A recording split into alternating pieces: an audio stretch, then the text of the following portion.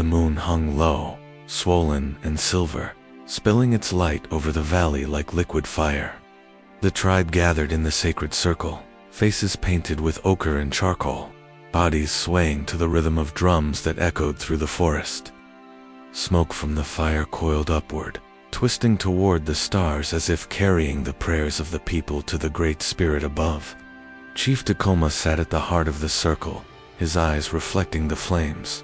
He was a man of pride and power, a leader who had carried the weight of his people through countless seasons. Yet tonight, even he seemed uneasy. The wind carried whispers, and the trees around the village shivered as if anticipating something unseen.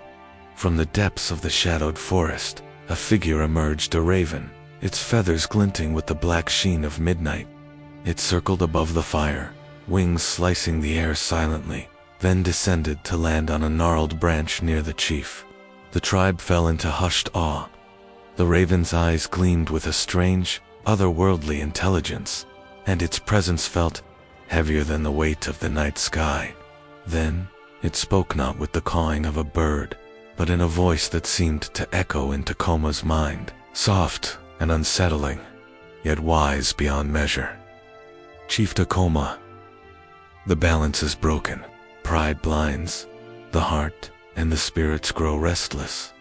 Heed the signs, or your people will fade as the river dries and the forest withers. Gasps rippled through the circle.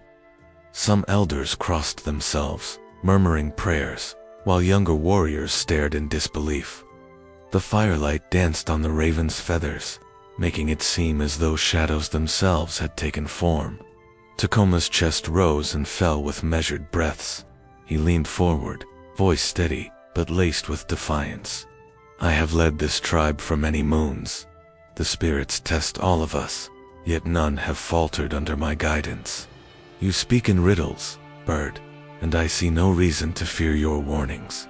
The raven tilted its head, as if peering through his very soul.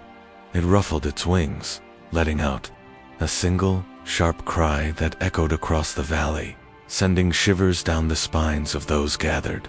Pride will blind you. The river will dry. The fire will dim, and only regret will remain. Some elders frowned, exchanging worried glances. Chief, one spoke softly, his voice trembling. The raven is no ordinary bird.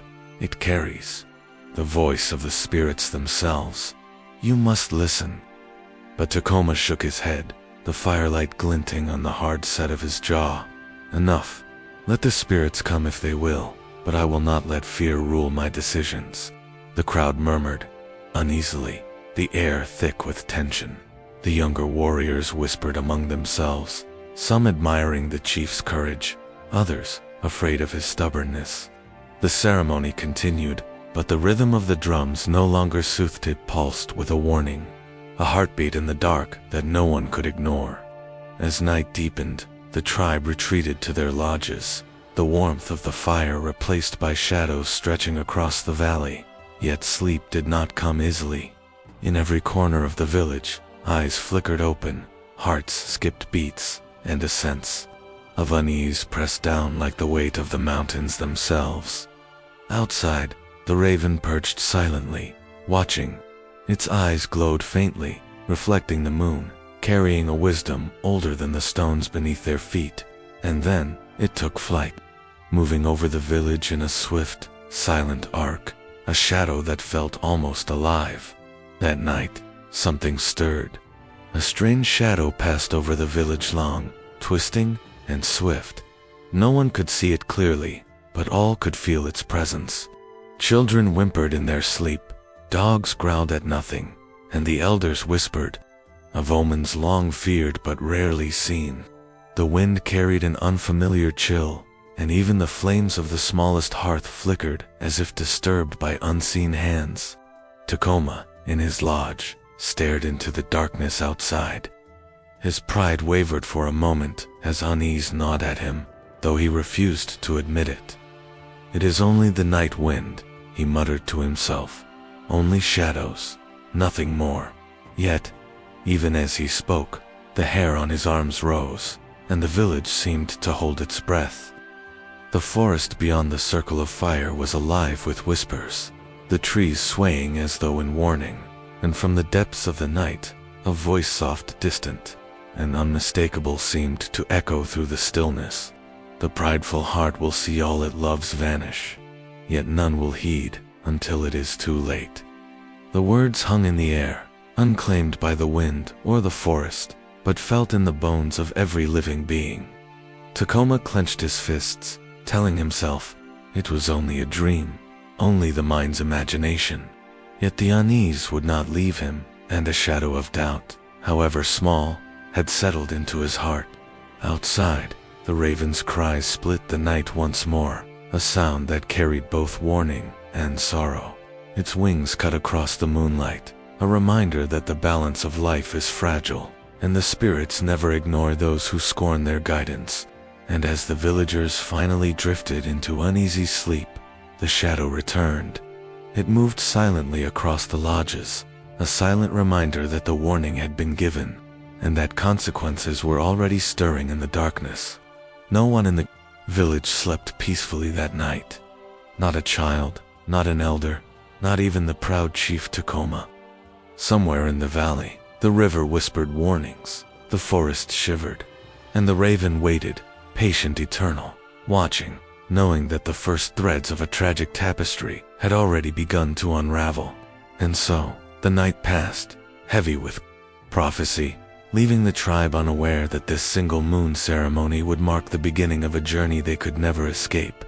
A story written not in words, but in shadows, firelight, and the unseen hands of spirits that guide and punish those who do not listen. A strange, twisting shadow moves silently across the village under the moon, leaving an unspoken fear that will ripple through every heart by sunrise. Dawn broke slowly over the valley, a pale brush of light against the mist that clung to the trees like a fragile veil. The village stirred, but unease lingered like smoke that refuses to fade, though the ceremony had ended hours ago.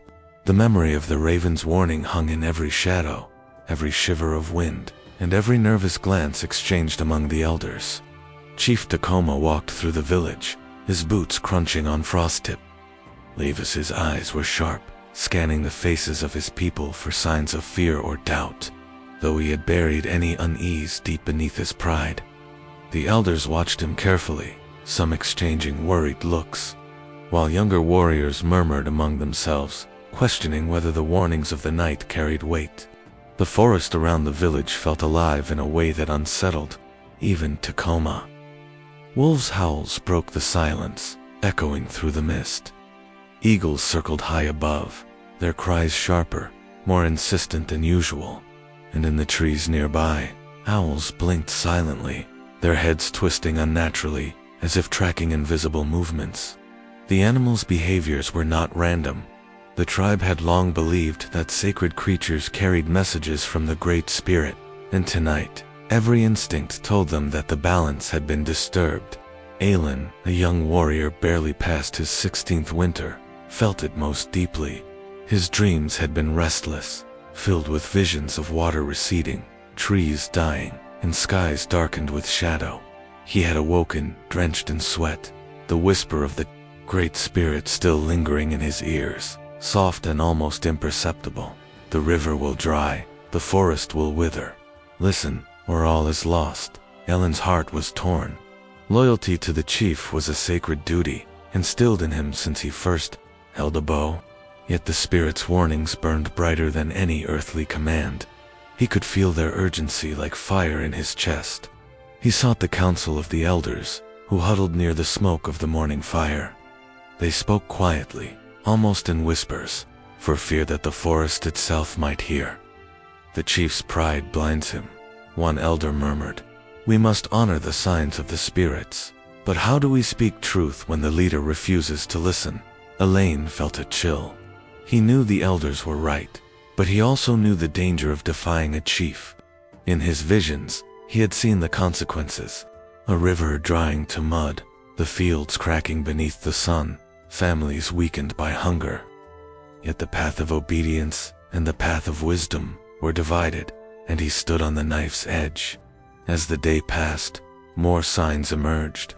Fish floated lifeless near the riverbank, a sign the waters themselves were in sorrow. Deer appeared near the village in restless herds, eyes wide with fear, their hooves stamping in anxious patterns. Even the smallest creatures, the rabbits, the sparrows, behaved oddly, refusing to feed, scattering at the faintest noise. Helen's unease grew. Each vision, each animal's warning, pressed upon him like a drumbeat he could not escape. He wandered to the river's edge, hands brushing the water, sensing the currents weaken beneath his fingers. The river had always been a lifeblood for the tribe, a sacred artery that connected the people to the Great Spirit and to each other, and now it seemed to hesitate, as though resisting its own flow. He closed his eyes and whispered a prayer, a plea carried through generations. Great Spirit, show me the path. Speak to me in dreams, in signs, in whispers, before it is too late. The wind shifted, carrying a faint, distant echo of a voice both familiar and unearthly. Listen, heed the balance. Pride blinds. Alan trembled, opening his eyes to see the forest around him darken unnaturally, shadows stretching long and strange. Something had changed in the rhythm of life itself, and the world felt suddenly fragile, like a fragile feather in the palm of a giant hand. He returned to the village, seeking someone to share his visions, but found the chief speaking confidently to the warriors. Tacoma's pride had not wavered. He laughed, unaware or unwilling to acknowledge the signs around him. Elan watched. The chief, torn between respect and fear. How could he warn the people when the one who led them refused to see? His heart pounded, and he felt the first sting of doubt. What would happen if the warnings went unheeded?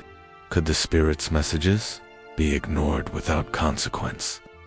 Even as he pondered these questions, the forest whispered once more, and the river called softly, carrying with it a sense of foreboding.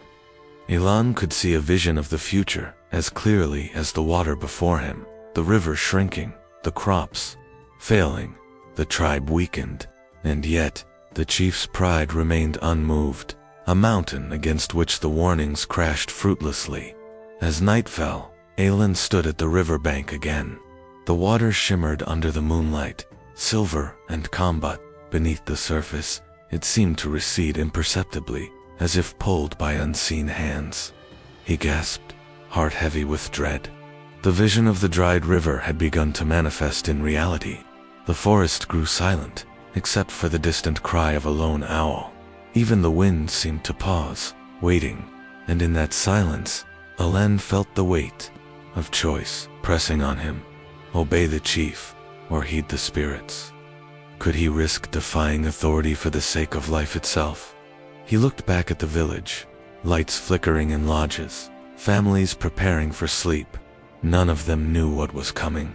None could see the first threads of imbalance weaving through their world. Alan clenched his fists, a cold fire burning within him.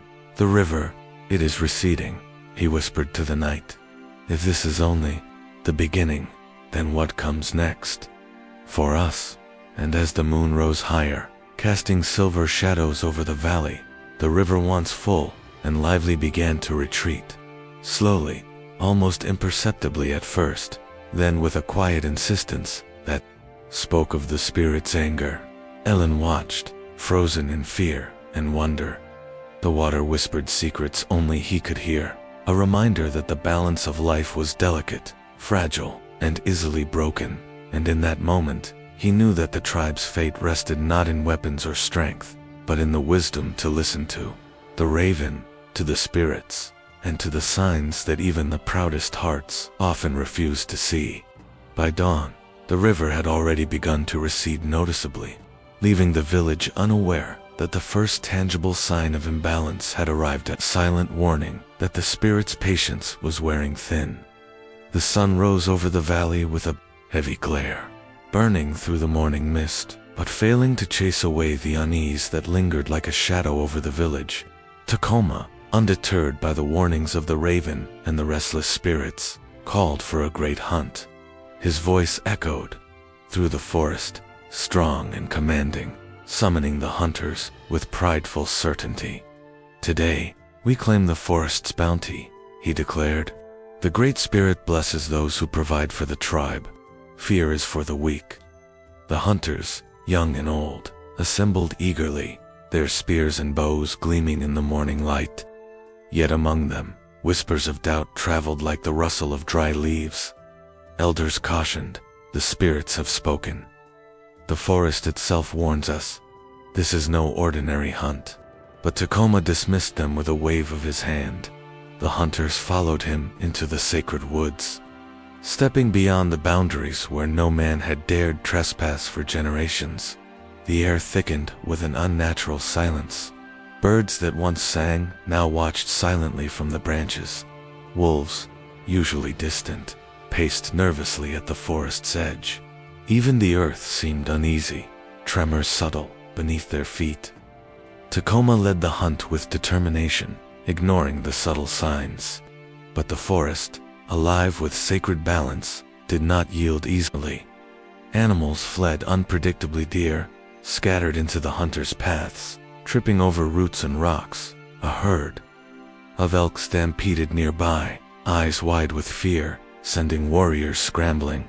The hunt, meant to be controlled and ceremonial, became chaotic.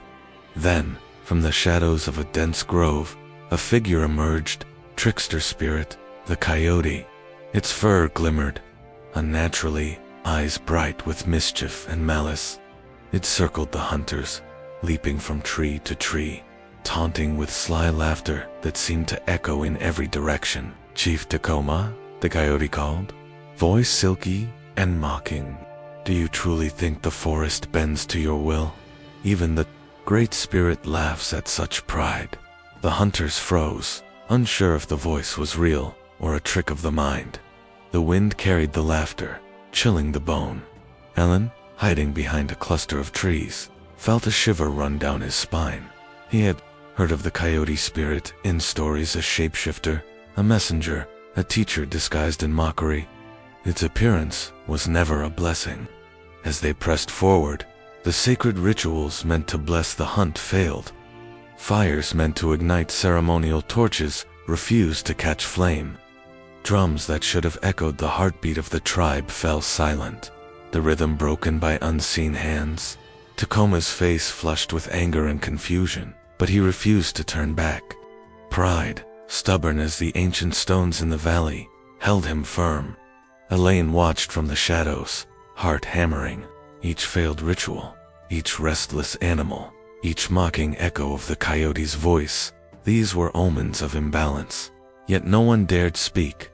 The hunters followed Tacoma blindly, hungry for game, and blinded by the allure of glory. The forest itself seemed to respond to the chief's pride. Branches snapped without wind, roots rose to trip the hunters, and even the air felt heavy, pressing against their chests. Wolves emerged from hidden paths, circling, growling, yet never attacking directly. It was a warning, a test. But Tacoma, deaf to the spirit's whispers, pressed forward, striking fear and awe into the hearts of those who followed him. Hours passed, and still, the hunt yielded nothing. The animals, sensing the imbalance, avoided every trap. Birds scattered violently from the trees, and the river nearby refused to offer its fish. Hunger gnawed at the hunters' bellies, yet Tacoma's pride would not allow him to retreat. Finally, as the sun dipped low, casting elongated shadows across the forest floor, the coyote's spirit reappeared, leaping effortlessly onto a fallen log. It tilted its head, eyes glinting like stars, and spoke once more. "Pride, Tacoma. You lead your people toward ruin. Listen, or all you cherish will fade." Tacoma raised his spear, voice trembling with anger. "Begone, spirit. I do not fear you." The forest reacted. A sudden gust tore through the trees, scattering leaves like fire embers. The drums that had remained silent finally fell quiet, as if the very heartbeat of the woods had stopped. Even the river's flow seemed to hesitate, uncertain, almost trembling. The hunters looked to Tacoma, fear dawning in their eyes, but no one dared challenge him. Ellen, sensing the severity of the moment, crept closer to the edge of the clearing. He saw something glint on the forest floor, a feather, blacker than midnight, darker than the shadows between the trees. It pulsed with an ominous energy, a symbol he recognized immediately from the elder's teachings. He picked it up, heart pounding. The black feather was never a good sign. It carried misfortune, imbalance, and a warning of what was to come if the proud refused humility. Aelin felt the weight of responsibility settle on his shoulders. He could see the truth clearly. The chief's pride had invited chaos, and now, the tribe teetered on the edge of a path that could not be undone. The hunt finally ended without a single catch, the warriors retreating in confusion and whispered fear. Tacoma's face was red with anger, but his stubbornness held fast. "We leave not because of fear," he said, voice sharp, "but because the day wanes. Tomorrow, we hunt again, and the forest will yield." But Aelin knew, deep in his heart, that the forest would yield nothing until the prideful learned humility. He clutched the black feather, feeling the cold energy seep into his hands, and he could not shake the sense that it carried a message meant for him more, for all the tribe. That night, as the village settled beneath the silver gaze of the moon, Ellen placed the feather carefully beneath his pillow. The forest outside whispered in unrest. Animals cried in patterns that no human eye could fully interpret, and the winds carried soft, mournful echoes of the coyotes' laughter. Tacoma retired to his lodge, pride intact, unaware of the signs he had ignored. But for Ellen, for the elders, and for the spirits themselves, the warning had already begun to take root. The balance had been disturbed, and the consequences were only just beginning to unfold. As Ellen drifted into restless sleep, he dreamed again of the river receding, the forests shrinking, and the tribe faltering. He awoke to find the black feather still clutched in his hand, a grim reminder that misfortune had arrived, and that the spirits were watching closely. The valley that had once sung with life now lay under a hushed, uneasy sky. Crops that should have waved gently in the breeze were brittle, their leaves curled and brown. The river, the lifeblood of the tribe, had begun to retreat, revealing muddy banks where fish once darted freely. Children ran their fingers through the shallow waters, puzzled by the sudden emptiness. Mothers whispered prayers, and elders shook their heads in sorrow, the weight of worry pressing down on every heart. Fears spread through the village like wildfire. Some blamed the spirits, convinced the Great Spirit had turned its gaze from them. Others cast wary eyes at Chief Tacoma, whose pride had refused to heed warnings. Arguments grew in hushed circles, debates flaring quietly yet dangerously beneath the surface. The chief ignored the raven, one elder muttered, and now, the spirits show their displeasure. Tacoma, however, refused to bow to fear. He walked among the villagers, chest lifted, voice firm. "Do not let fear rule your hearts," he said. "The Great Spirit tests all of us, but our strength lies in courage, not whispers in the wind." Yet even his own people could feel the change. The once vibrant forest hummed with unease. Animals moved frantically or disappeared entirely. Wolves prowled closer to the village than ever before, their eyes reflecting not hunger, but warning. Eagles circled high, but cried with desperation. A song of alarm carried across the valley. Alan observed it all, heart heavy. The signs he had seen in visions were manifesting faster than he had dared to imagine. That night, Elon dreamed once more. He stood on the riverbank in his vision, watching the water vanish under a sky darkened with clouds. The raven appeared, feathers black as midnight, eyes sharp with clarity. It spoke in a voice that pierced through the mist. "Pride blinds you, chief. Neglect the balance, and the life you cherish will turn to dust. You do not see the river drain, nor the crops fail, nor the children weaken, but all is tied to your stubborn heart." Elaine awoke with a start, beads of sweat on his forehead. The vision weighed heavily upon him. He knew he had to act, to warn the chief again, but every fiber of his being feared resistance. Pride was a formidable enemy, as unyielding as the ancient stones that lined the sacred circle. He found Tacoma by the river's edge, staring at the shallow waters, jaw set and hands clenched. Chief Aelin began cautiously. The river, it recedes faster every day. The crops fail, and children grow weak. You must listen to the warnings, the raven, the spirits they speak of balance, of humility. Tacoma's eyes narrowed. I have heard the warnings, he said sharply. But courage is not in yielding to fear. The spirits test us, yes, but they also grant strength to those who endure. We will endure, Elen, and the river will return in time. Elen felt a chill. Endurance alone cannot restore what is broken. Pride has tilted the balance. The warning was for you, chief, not for the weak, but for the leader who refuses to listen. The chief turned away, shoulders stiff, voice low but unyielding. I do not falter, Elon. The tribe will follow me, because it must, not because it fears shadows. That evening, the village gathered in the sacred circle, hearts heavy and spirits strained. Smoke from the fire coiled upward, but it seemed thinner, weaker, as if the Great Spirit's presence had faded. Drums, once steady and warm, thumped hesitantly, failing to echo the heartbeat of the people. Children coughed softly, and mothers pressed damp cloths to their foreheads, whispering prayers that no longer seemed enough. The elders shared knowing glances, eyes shadowed with fear and regret. The imbalance that had begun with a single ignored warning was now undeniable, spreading through the land like a silent sickness. Aelin wandered to the edge of the forest, watching the trees sway against the wind. He felt the tremor of nature beneath his feet, subtle but insistent. The spirits had grown restless. They whispered, not in anger yet, but in sorrow. The raven's warning echoed through the valleys, a voice that refused to be silenced. Chief Tacoma, Aelin whispered into the wind, do you not see? The balance is broken.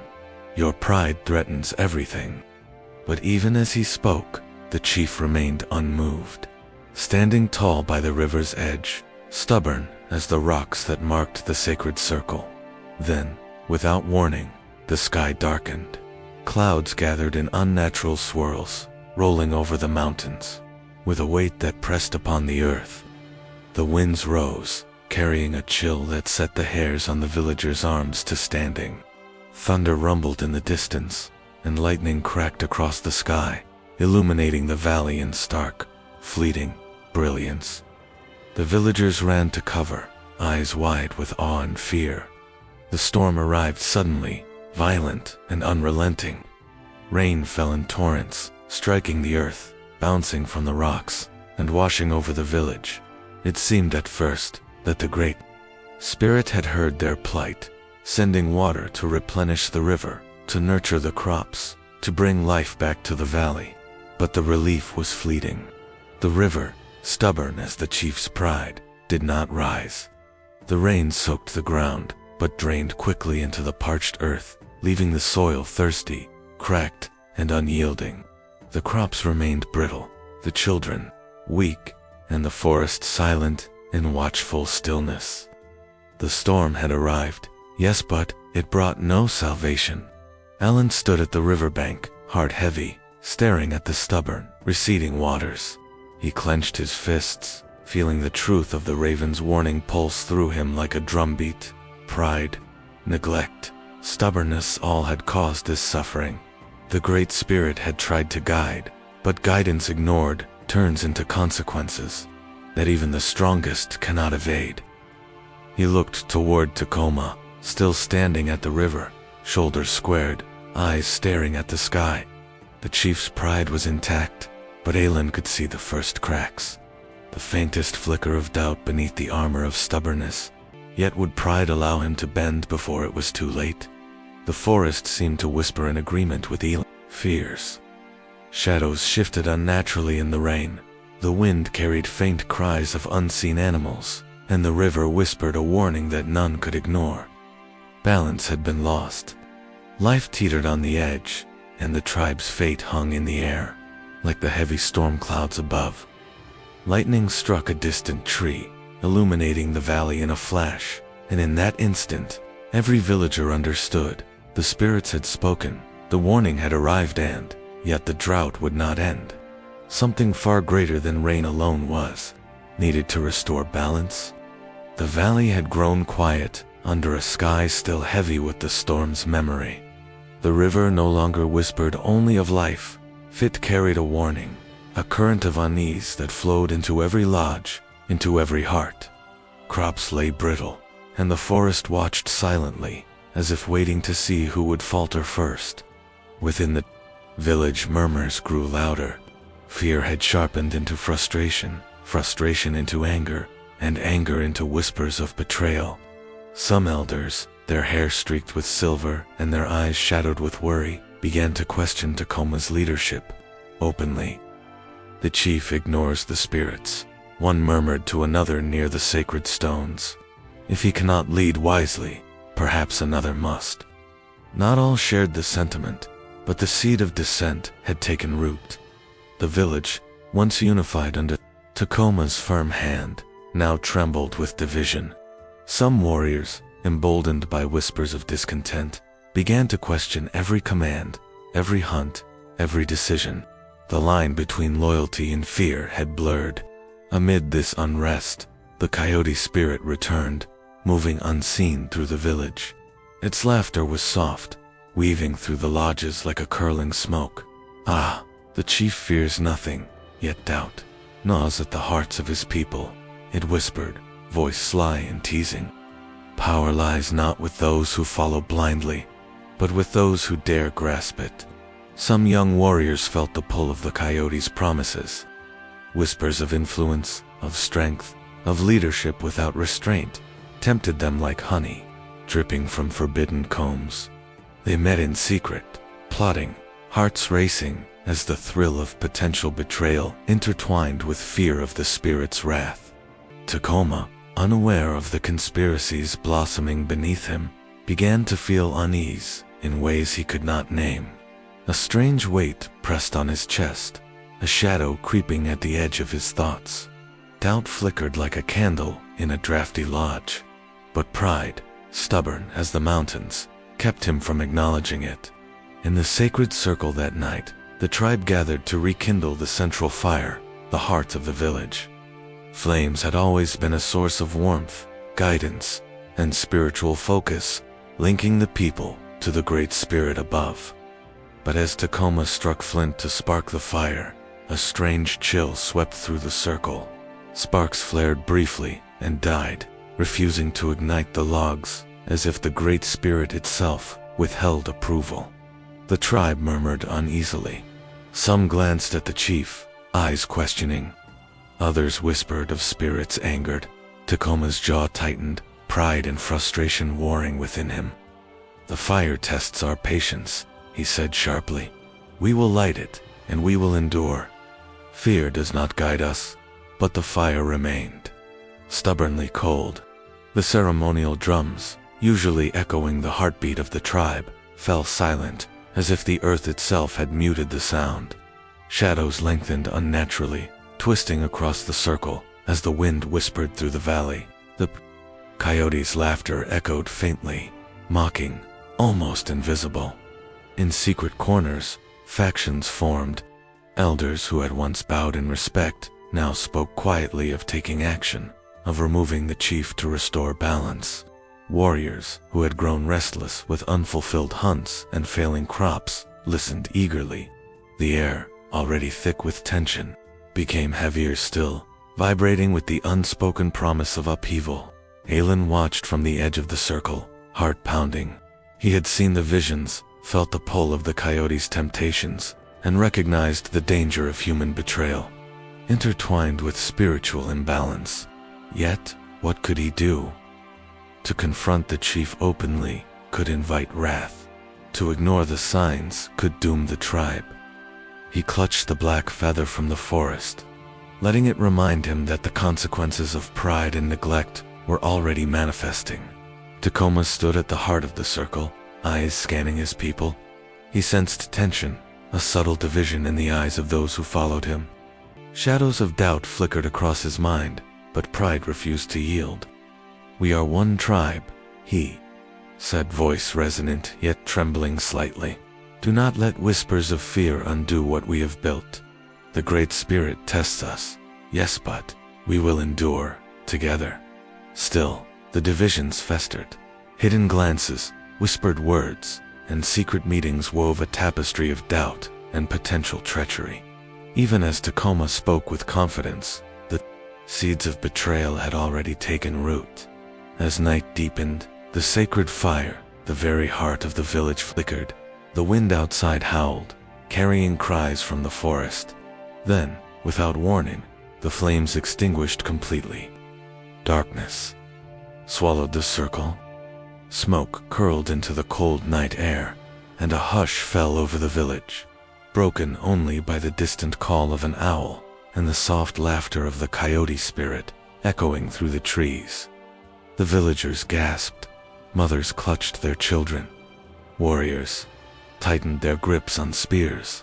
Even Tacoma felt a pang of fear, deep and unfamiliar, piercing the armor of pride he had worn so long. The Great Spirit's warning had arrived in undeniable form. Balance was broken, and the consequences were no longer distant. Aelin stepped forward, the black feather clutched tightly in his hands. "Chief," he said, voice steady, despite the fear in his chest. "The fire, it has gone out. This is no accident. The spirits warn us, and the tribe may already be at the edge of ruin." Tacoma's chest heaved. Pride and fear wrestled within him. For the first time, doubt took a tangible shape, a shadow creeping across his heart. But even as he felt it, the weight of his stubbornness held him firm. To bow now would feel like surrender, yet he could not deny the signs. The villagers whispered among themselves, a chorus of uncertainty and fear. Some spoke of leaving the village, others of confronting the chief, still others of offering prayers and sacrifices to restore balance. The wind carried every word, every movement, every heartbeat into the restless forest, where the spirits watched silently. And then, a new tension gripped the valley. The sacred fire, extinguished by unseen hands, left the village in darkness. Shadows shifted unnaturally, coiling among the lodges and trees. The air trembled with anticipation, as if the earth itself waited for the next choice, the next mistake, the next act of pride or humility that would determine the tribe's fate. The coyote's laughter floated faintly in the wind, a reminder that mischief, temptation, and chaos often arrive unnoticed, until it is too late to turn back. The heart of the village, the sacred fire, remained extinguished, plunging the tribe into darkness and uncertainty. Even Tacoma, proud and unyielding, felt the first weight of dread, knowing that the spirits had delivered a warning he could no longer ignore. Night fell over the village like a thick, velvet blanket. The wind whispered through the valley, carrying the distant cries of wolves and the restless sighs of the forest. The sacred fire remained extinguished, leaving the village in shadow, flickering only with the pale glow of the moon. Chief Tacoma sat alone near the river, eyes closed in meditation. He sought clarity in the quiet, attempting to steel his mind against the fear gnawing at the edges of his pride. But the river's surface reflected more than moonlight. It reflected imbalance, the subtle unease of a world out of harmony. The river murmured secrets he was still unwilling to hear. From the darkness above, a familiar figure descended, the raven. Its feathers shimmered black as midnight, eyes glowing with unearthly light. Unlike the last visit, this time it did not speak in whispers. Its presence filled the clearing, a weight pressing on Tacoma's chest, demanding attention, demanding acknowledgement. In a sudden vision, the chief saw himself surrounded by shadows. The tribe fractured. The river dried to a brittle thread, and the crops cracked beneath the sun. The raven's voice echoed, sharp and precise in his mind. "Tacoma, pride blinds. The balance is broken because you refused to listen." One more refusal, and all you cherish will vanish. Heed the warning, or watch your people fade into shadow. Tacoma's hands clenched at his knees. Pride warred with fear. He wanted to deny the vision, to call it a trick of the night, or a test of resolve. Yet the intensity of the raven's gaze, the weight of its presence, left no room for doubt. The warning was real, immediate, and dire. Ellen, sensing the spiritual confrontation from the edge of the clearing, approached cautiously. "Chief," he said softly, voice steady yet urgent, "the raven returns for a reason. The spirits are speaking directly to you. We must act before it is too late." Some warriors, gathering nearby, scoffed and laughed. "More omens. More visions," one said, shaking his head. "Chief, the boy speaks in dreams, but the forest is alive regardless. We hunt, we eat. Why should visions scare us?" Aelin's gaze swept the group, eyes sharp. "These are not visions meant to scare. They are warnings. Every sign ignored is another step toward ruin. Listen to the raven. Listen to the spirits. Do not let pride blind you." Tacoma remained silent, jaw set, pride still strong.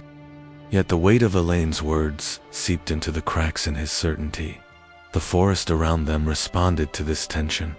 Shadows stretched unnaturally between the trees, twisting and moving, as if alive, and animals once familiar and calm fled in a flurry of panic.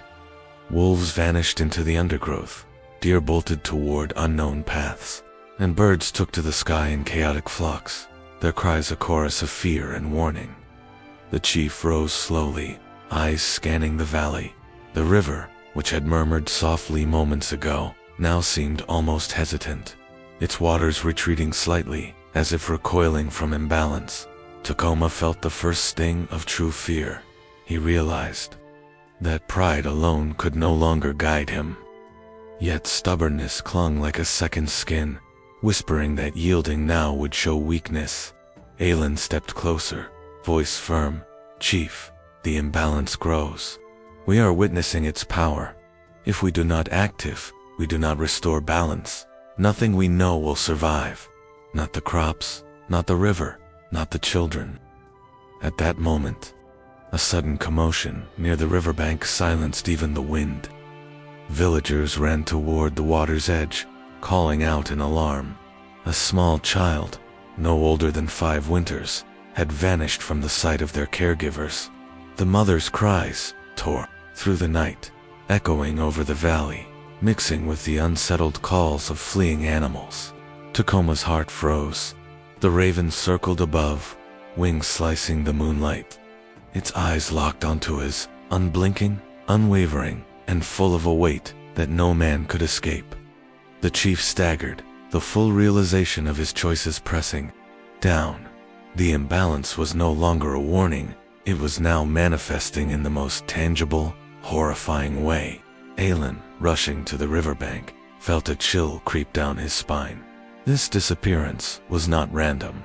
It was a sign, the spirit's way of showing the tribe the severity of imbalance. The child was small, fragile, a symbol of innocence, yet now caught between the worlds of man and spirit. Whispers of the coyote's presence stirred in the forest. The trickster's laughter curled through the trees, faint but mocking, reminding the villagers that temptation, pride, and mischief always accompany chaos. The child's disappearance seemed both punishment and lesson, a call to heed the signs before more was lost. The villagers stood frozen, eyes wide, fear gripping their hearts. Some whispered prayers, others cursed the chief, their fear turning to anger. Tacoma's chest heaved. For the first time, he felt the isolation of leadership in the face of consequence. Pride had brought him here, and now humility was demanded, not as choice, but as necessity. The forest seemed to close in around them. Shadows shifted unnaturally among the trees, and the wind carried strange murmurs that could have been voices, or perhaps the echo of the spirits themselves. The river flowed silently, its currents hesitant, reflecting the chaos and tension of the night. Hélène clutched the black feather from the forbidden hunt, letting it remind him of the chain of warnings that had come before. One by one, each ignored, signed the raven's first descent, the failing crops, the receding river. The extinguished sacred fire had led to this moment, and now, with the child gone, the tribe's world teetered at the tipping point. Tacoma knelt at the river's edge, voice trembling. "Raven, spirits, what must I do?" The answer came not in words but in a sharp, flapping cry from above. The raven circled once, then twice, then vanished into the night, leaving Tacoma and the villagers in darkness and uncertainty. Elaine stepped forward, eyes on the chief, heart pounding. "We cannot wait. Balance must be restored, Chief. Pride cannot guide us now. The river, the forest, the children, they demand action." But even as he spoke, the village remained silent, holding its collective breath, shadows moving like living things across the clearing. The forest seemed to murmur in warning, a reminder that the tipping point had been reached. The disappearance of one child was a signal, a call to urgent humility, or a prelude to greater loss. Under the silver gaze of the moon, the villagers realized that the child was gone, swallowed by shadow and imbalance. The raven had returned with a warning, too severe to ignore, yet the path forward remained uncertain, and the consequences of pride loomed larger than ever. Before dawn, the valley lay in a thick hush. Mist clung to the riverbanks, curling like the tails of sleeping wolves. The sacred fire remained extinguished, and the village trembled in quiet anticipation. Tacoma, heavy with the weight of recent events, the disappearing child, the failing river, the whispering shadows, felt a pull he could not resist. The Great Spirit demanded his presence. Guided by Elon and the black feather of warning, Tacoma climbed toward the sacred mountain, a place few dared to tread. Every step seemed heavier than the last, as though the earth itself resisted his ascent. The path twisted through jagged stones and tangled roots, each step echoing with the unspoken judgment of the spirits. At the mountain's peak, the world seemed to shift. Mist thickened, stars blurred, and the air itself trembled with unseen power. There, Tacoma fell to his knees, as the Great Spirit manifested not in a single form, but as a shifting presence, flowing like wind, water, and flame. Eyes unseen yet felt, the Spirit spoke in echoes that resonated through his bones. "Tacoma, you have led with pride. You have ignored warnings, silenced wisdom, and broken the balance. To restore life, you must first face yourself." The chief's surroundings melted into visions. He saw the tribe as he had always imagined it, strong, unified, thriving. Then the images shifted, each scene darkening. Rivers shriveled into cracked earth, forests withered into skeletal remains. Children, warriors, elders' faces of his people faded like smoke, leaving only shadows where life had once thrived. Tacoma's chest tightened, the weight of responsibility pressed upon him like stone. Every failed ritual, every ignored warning, every act of pride had contributed to this vision. He realized he was not merely a leader, he was a steward of life itself. The Great Spirit's trial was clear: humility over pride, balance over desire, and courage over fear. Yet the shadows were not the only presence. From the corner of his vision, the coyote spirit emerged, grinning with sly amusement. Its fur shimmered like midnight water, eyes glinting with mischief. "Tacoma," it whispered, voice smooth and enticing. "Choose strength, choose power. The tribe will follow your will, unchallenged. Let the Great Spirit's trial be your tool, not your master. Claim dominance and fear will bow before you." The temptation gnawed at him. Pride flared, a stubborn flame resistant to the cold logic of humility.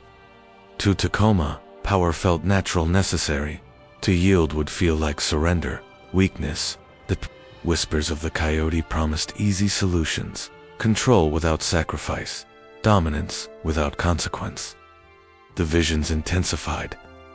he saw himself standing tall, unyielding, while the tribe's faces grew distant, their voices muffled by shadows. In one hand, he held the power to bend the world to his will. In the other, a path of humility that could restore the rivers, the forests, and the lives he had endangered.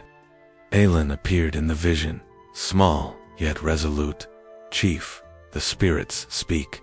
Pride will bring ruin. Listen, balance is not weakness, it is the path to life." But Tacoma's pride, stubborn and unbending, refused. He clenched his fists, eyes hard. "I will not kneel," he whispered. "I will not yield to visions or whispers." The mountain trembled. Winds howled like ancestral voices, shaking loose rocks and scattering mist. Rivers appeared in the vision, ready to flow, but they dried as quickly as they formed. Forests seemed poised to bloom, yet leaves turned brown and fell before touching the soil. Even the coyote's grin widened, approving of the chief's stubbornness. "Then choose?" The great spirit's voice rumbled, echoing across the vision. "Pride or humility, life or ruin, the path you take will ripple through the world you lead." Tacoma, blinded by his desire for control, chose the path of pride. The vision responded immediately. Silence fell deafening, heavy, and absolute. The wind ceased. The river stilled. Shadows swallowed the light. Even the distant cries of animals vanished. Alan appeared one final time, his expression a mixture of sorrow and warning. "Chief, the choice was yours." Tacoma's chest ached as the silence pressed against him. The Great Spirit did not strike, did not scold, did not lift its presence. It merely waited, patient and eternal, leaving Tacoma alone with the consequences of his choice. The visions of fading rivers, withered forests, and disappearing tribe members solidified into a truth that no pride could undo. The coyote spirit circled, laughing softly. "Ah, Tacoma," it whispered, "the stubborn heart chooses its own fate. And so the balance begins to tilt further. Watch carefully, for each step now carries weight the world will remember." Tacoma's hands fell to his knees. Pride had won, but it did not bring triumph. Only the silence of consequence filled the mountain air. He realized, in the deepest recesses of his heart, that leadership without humility was no true strength. Yet the cost of learning this truth would be higher than he had ever imagined. Ellen remained close, watching the chief, feeling the tremor of imbalance echo across the valley. The visions had ended, but their implications remained. Rivers would continue to recede. Forests would continue to wither, and the tribe's unity hung by a thread. The Great Spirit's trial had been clear, yet Tacoma had failed to heed it. The wind shifted slightly, rustling the mist. Shadows danced across the mountain rocks, and distant cries of frightened animals reminded them that life persisted, even under strain. The lesson of humility remained unlearned, yet the world would continue to challenge them, nudging toward balance in ways the proud could not yet foresee. Tacoma descended the sacred mountain, pride intact, yet burdened with dread. The visions.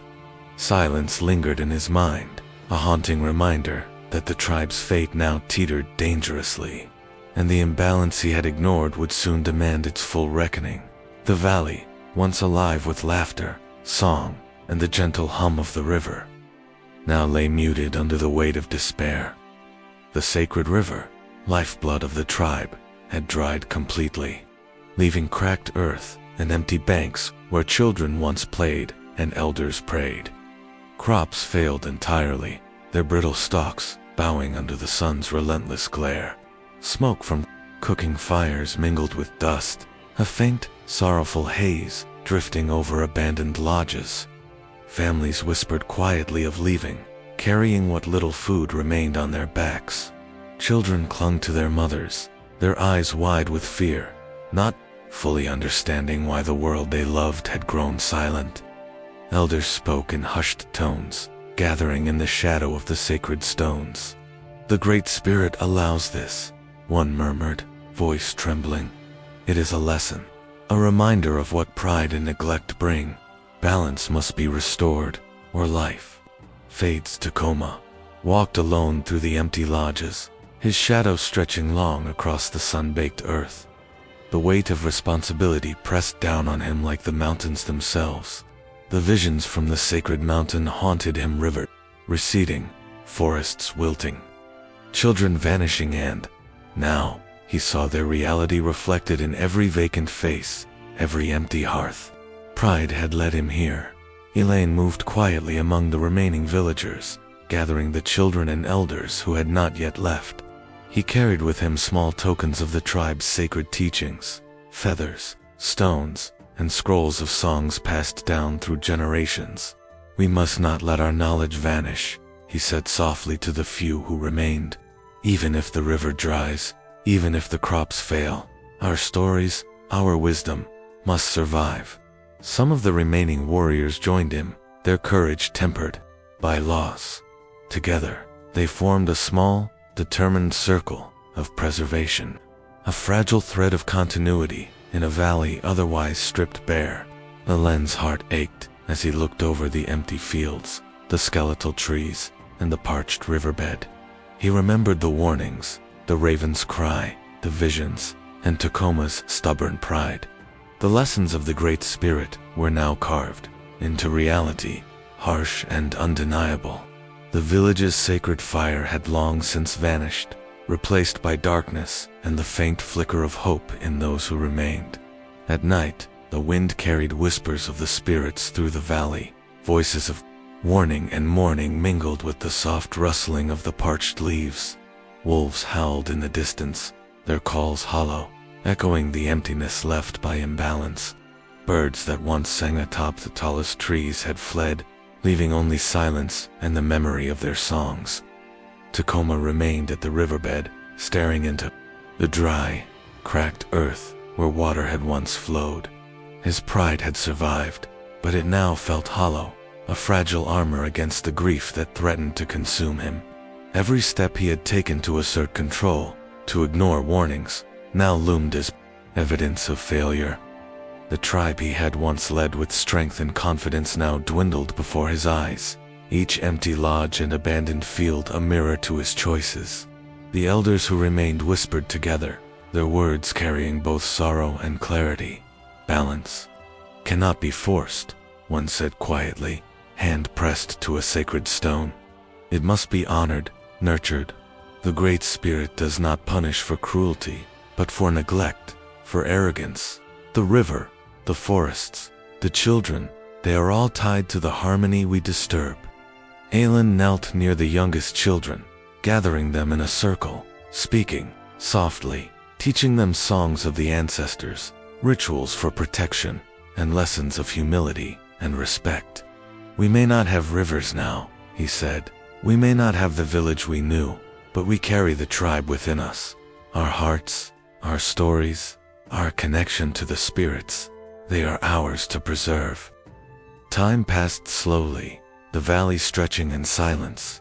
Families had left, traveling to distant lands, hoping to find water, food, and safety. The tribe, once proud and numerous, now existed in fragmented small groups, clinging to survival, to knowledge, and to memory. Each day brought new challenges, sickness, hunger, the constant echo of loss. Yet even in despair, Aelin's circle held firm, a beacon of continuity and resilience. Tacoma wandered among them occasionally, shadowed by regret. He tried to offer guidance, but his pride, though battered, still spoke louder than his humility. The survivors' eyes held caution, some suspicion, and always the unspoken question: could he truly lead them back from the edge of ruin? The chief realized that leadership alone could not save them. Understanding, humility, and harmony with the spirits were now the keys to survival. Night descended again, darker than usual. The parched earth reflected no moonlight. The sky seemed heavy with the weight of loss. And then, from the edge of the valley, a sound broke the silence, a familiar, eerie cry. "Tacoma froze." The voice carried across the empty riverbed, sharp and mocking, yet unmistakable. The raven. Its call echoed through the night, reminding him of the warnings he had ignored, of the visions he had failed to follow, of the choices that had led to this fading of life. The black-feathered harbinger circled above the skeletal trees, wings slicing the darkness with a sound that felt both accusing and sorrowful. Tacoma's heart thudded in his chest. The tribe's suffering, the drying river, the vanished children, the fleeing families, all were now laid bare before him. The raven's cry was a reminder, a summons, a challenge. It was the spirit's way of saying that balance could still be restored, but only if he could confront pride, embrace humility, and act before complete ruin descended. The survivors huddled together under the cold stars. Elaine held the children close, whispering songs of protection, of hope, and of lessons that the Great Spirit demanded they remember. Even as the valley lay silent and barren, the heart of the tribe, their stories, their teachings, their connection to life remained alive within them. And Tacoma, isolated at the river's edge, felt the weight of the raven's presence, the mocking cry, a dagger of realization. Pride had led them. Here, humility could yet save what remained. But would he act before it was too late? The wind carried the answer in whispers through the empty valley, mingling with the soft rustle of dry leaves and the distant cries of spirits unseen. The raven's cry echoed again, sharper and closer this time, circling Tacoma like a shadow of judgment. The chief realized that the tribe's fate hand, perhaps his own, hung on the choices he would make next. The valley lay quiet beneath a blanket of silver moonlight. The riverbed remained cracked and empty, its mournful silence mirrored in the shadows of the skeletal trees. The sacred fire was gone, yet a faint glow lingered in the hearts of those who had survived, carried by the small circle of children and elders that Ellen now guided. Tacoma wandered alone along the ridge of the mountains, each step heavy with the weight of his failures. The wind tugged at his robes, cold against his skin, and the echoes of the raven's cries haunted him, circling in his mind like relentless reminders. Pride, he realized, had been both his strength and his undoing. Each act of stubbornness, each dismissal of the spirit's warnings, had chipped away at the very life of the tribe he had vowed to protect. The cliffs stretched endlessly before him, shrouded in mist, their jagged edges sharp against the night sky. Tacoma stopped at a ledge overlooking the valley. The sight of empty lodges, parched fields, and scattered survivors pressed against his heart with unbearable clarity. For the first time, he understood that leadership without humility is hollow, that courage without respect for the spirits brings only ruin. In the distance, Elan's soft voice rose in song, carrying across the valley. It was not just a song of survival, but a teaching, a bridge between the living and the spirits, a call to honor balance. Children hummed in response, and the elders whispered guidance, their knowledge passed down gently, like a river flowing through parched soil. The surviving tribe had found hope in the embrace of humility, in the careful observance of rituals and reverence for life. Tacoma knelt on the mountain, hands pressed to the earth, and closed his eyes. Visions returned not of warnings, but of understanding. The Great Spirit spoke to him in whispers carried by the wind. Pride blinds, Tacoma. Knowledge lost may return, but those who refuse humility cannot reclaim it. Learn, even now, or fade into the shadow of regret. The words pierced him deeper than any spear or fire. Every child who had vanished, every river that had dried, every shadow that had passed through the village, each was a lesson etched in the fabric of life. Tacoma had been given opportunity after opportunity to act, to restore balance, yet stubbornness had clouded his sight. Elen appeared at the edge of the valley, standing tall, a quiet guardian. "Chief," he said, voice steady but gentle, "the tribe endures because we honor what the spirits demand. You were given a path, yet the choice was yours alone. Some knowledge can return, but only those who walk humbly may carry it forward." Tacoma's chest heaved. He wanted to speak, to ask for guidance, to join Elan, yet pride and regret tangled in a heavy knot within him. Words felt useless now, incapable of undoing the consequences he had set in motion. The surviving tribe looked to Elan, not Tacoma, for wisdom, a painful lesson that leadership is earned through humility, not stubbornness. He remained kneeling, the wind tugging at his hair, the moon casting silver light over his weathered face. The spirits whispered again, subtle but insistent. Each gust of wind carried images of lost possibilities, rivers flowing, forests blooming, children laughing. Yet all were visions of what might have been, had pride not ruled his heart.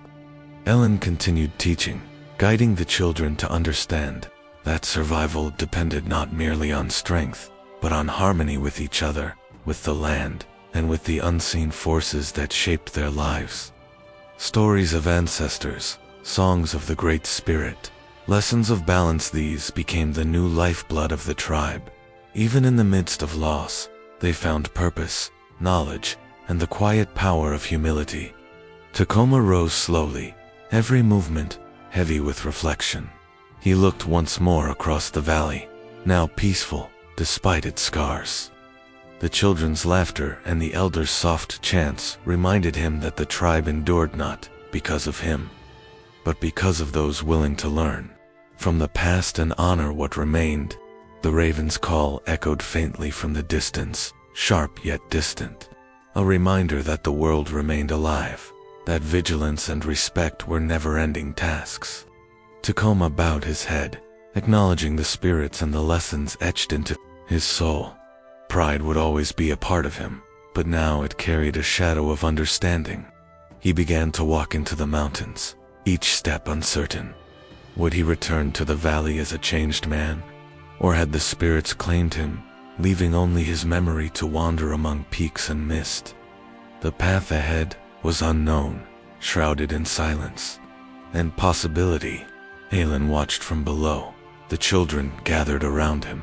"What would you do?" he asked softly, not aloud but to the hearts of the tribe. "If your pride threatened everything you loved, would you choose humility? Before it is too late." The valley remained quiet, the stars mirrored in the eyes of those who listened, a reminder that life continues and lessons endure even when leaders falter. Tacoma's figure faded into the mist, solitary and unresolved, a symbol of pride, regret, and the enduring power of spiritual guidance. Tacoma disappeared into the mountains, a lone figure swallowed by mist and shadow. The spirit's judgment was complete, yet his fate remained uncertain. Would he survive, return to aid the tribe, or transform into a guardian spirit, forever bound to the lessons he had ignored? The answer hung in silence, awaiting the next whisper of the wind. Dawn broke over the valley, painting the sky with soft streaks of gold and crimson. The sacred river, though still weak, trickled once more through the cracked earth, carrying with it the promise of renewal. Trees that had bowed under the sun's cruel heat began to sprout tender leaves. Life returned slowly, but each movement of the wind, each stir of the earth, reminded the tribe of the fragility of balance. Alan stood at the riverbank, surrounded by the surviving children and elders. Together, they had nurtured the remnants of their people, keeping songs, rituals, and sacred teachings alive through months of hardship. Every word spoken, every feather or stone held with care, was a thread connecting them to generations past, a guide for generations yet to come. The village, though smaller and scarred, began to rebuild. Lodges rose again, their smoky chimneys pointing skyward like prayers. Gardens were replanted with respect for the cycles of the land, and every seed sown was accompanied by a prayer to the Great Spirit.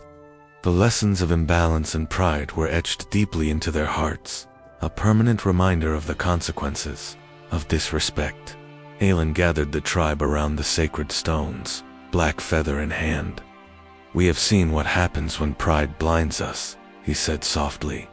Tacoma ignored the raven's warning, ignored the voices of the spirits, and our valley suffered. But from that suffering we learn balance, humility, and respect for life. These are the true gifts the Great Spirit entrusts to us. The children listened wide-eyed, some remembering stories of the vanished rivers, the parched crops, and the elders who had spoken of shadows moving through the forest. The spirits test us, Elen continued, and the raven watches, always. Its warning is not punishment, but guidance. When we honor it, we honor life itself.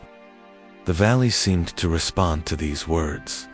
A gentle breeze rustled through the young leaves, carrying the faint, haunting cry of a raven circling high above.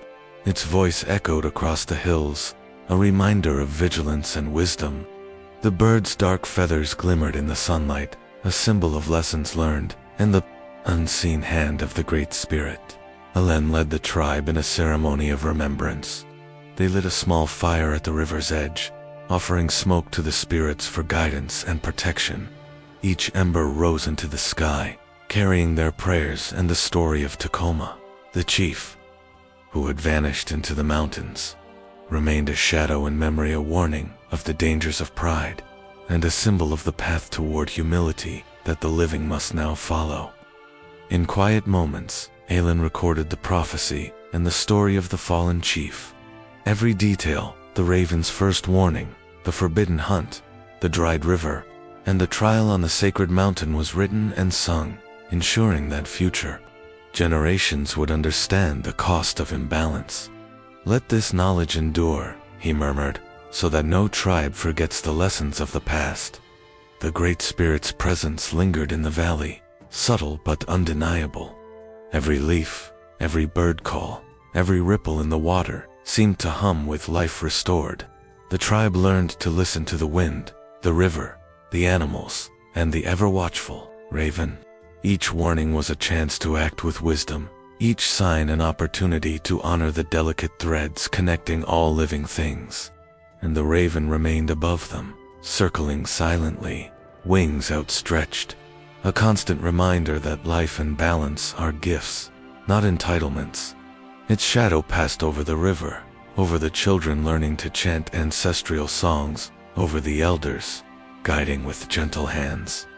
In that shadow, the tribe felt both warning and protection, a presence that demanded attention and reverence. Elen spoke once more to the gathered survivors. Pride without respect brings ruin. Humility and balance restore harmony. We must never forget that our lives are intertwined with the land, with the spirits, and with each other. The raven waits for those who forget, for those who ignore the lessons carried on its wings. The children echoed his words, a chorus of voices carrying the wisdom forward. The elders nodded silently, eyes reflecting gratitude and solemn remembrance.